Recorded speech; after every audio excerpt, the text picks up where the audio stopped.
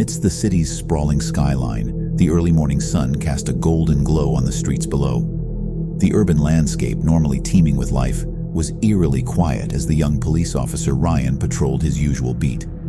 An unsettling feeling gnawed at the back of his mind, but he couldn't quite put a finger on what was wrong. As he approached a dimly lit alley, Ryan noticed a silhouette shuffling towards him. He instinctively tightened his grip on his service weapon, expecting a run-of-the-mill vagrant.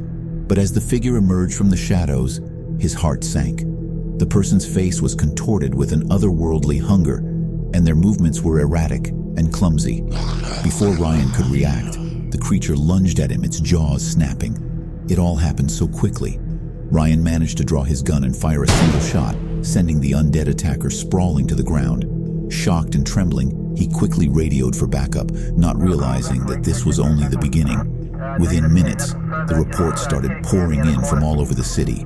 Violent attacks, gruesome bites, and chaos erupting in every corner. Panic spread like wildfire through the once vibrant streets as the infection rapidly multiplied. The police department was soon overwhelmed, and the radio fell silent as communications crumbled. Ryan found himself trapped in the heart of the chaos, surrounded by the undead and desperate survivors. The city that once held so much promise had turned into a nightmare. He had to find a way out if he wanted to survive. His first move was to seek shelter in the police station, hoping to regroup with any remaining officers.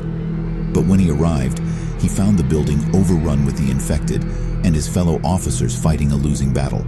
He barely managed to escape, carrying nothing but his sidearm in the determination to make it out alive. Fleeing through the desolate streets, Ryan witnessed the city's descent into madness. Abandoned cars clogged the roads, and buildings were marred with signs of struggle and despair. The once thriving city now lay in ruins, the shadows of the undead lurking around every corner. In his desperate bid for survival, Ryan encountered a group of survivors holed up in a small fortified shop. Among them was a middle-aged woman, Emily, who had lost her family to the outbreak. They welcomed Ryan cautiously but recognized the value of his police training. Together, they formed a plan to escape the city. With the streets swarming with infected, they had to navigate through narrow back alleys and hidden passages. Ryan's knowledge of the city's layout and shortcuts proved invaluable as they moved with caution, conserving ammunition and avoiding confrontation whenever possible. Their journey was fraught with danger and heartache. Some members of the group didn't make it, falling victim to the relentless onslaught of the undead or losing hope and succumbing to despair.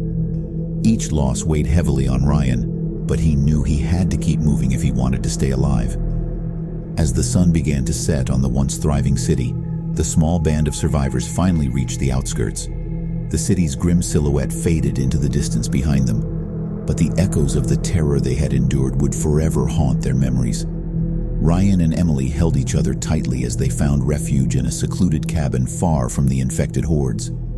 They knew that the world beyond those walls was forever changed, and the struggle for survival had only just begun. But in each other's eyes, they found a glimmer of hope, a reminder that even in the darkest of times, humanity's will to endure would endure. And so, as the first stars appeared in the night sky, Ryan and Emily vowed to survive, for themselves and for those they had lost, carrying the burden of their city's downfall on their shoulders and searching for a way to rebuild amidst the chaos of the zombie apocalypse.